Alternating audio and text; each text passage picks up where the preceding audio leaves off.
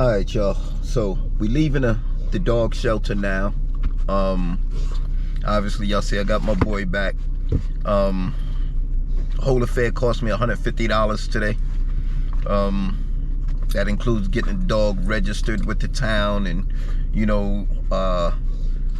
there was no medical record on the dog, so they had to confirm rabies shots. So they had to give him his rabies shots. So he had to have his rabies shots. He had to be registered, all of that before they would even let the dog go. Now, what bothers me about this is that everybody in the neighborhood, especially in the area where the dog was found, which was right around the house, right around the yard where he was kept, everybody knows these dogs, right? So I've had the kids in the neighborhood literally send the dogs back down to the yard if they got out. You know what I mean? Now, that's only happened once before, but this is my whole point, that as opposed to calling the cops and having the dog taken, why wouldn't you just come knock on my door like everybody knows? In fact, you had to know who I was and where I lived, because once the dog had been taken in, once the cops took the dog in, the cops then came right to my door to let me know they had taken the dog in, right? So this is my case in point. Like, if you knew where to send the cops, how the fuck come you didn't know where to send the dog? Right.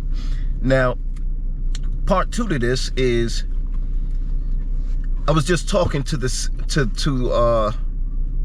senior kennel person here, right? Young lady, man. She said she's been here 4 weeks. On her second week in, they made her pick 5 dogs that had to be put down. So this is the thing with your so-called dog shelters. They pick your dog up, bring them to this place, and every so often they insist that 5 dogs have to be put down.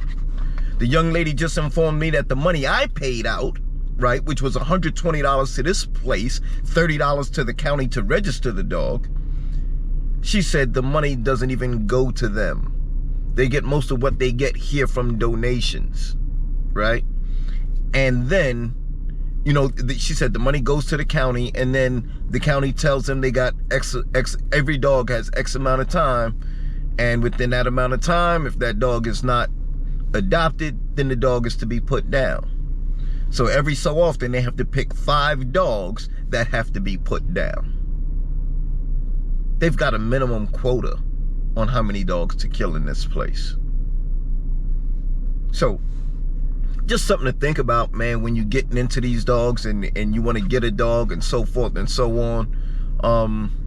Be ready, man. Just be ready. You know what I mean? Don't let these people play no games with your money or play no games with your dogs, man. Be ready to go ahead and just handle emergencies at a moment's notice, right? And for the most part, let's keep our dogs out of these shelters, man. They just killing them, man. They're not doing anything. Like, they literally pick up your dog as opposed to knocking on your door and returning your dog. They just charge you a bunch of money to take more money out of your pocket and out of more food out of the dog's mouth. It's just ridiculous, man. So I'm not gonna ramble on too tough, y'all. I just wanted to share that little experience with y'all. It's real. We all go through it. They got my boy looking crazy, but we gonna get him back right. He's coming off the chain. He's gonna go in the house, and we're gonna bring him back to the GHOSTFACE dog that we know and love.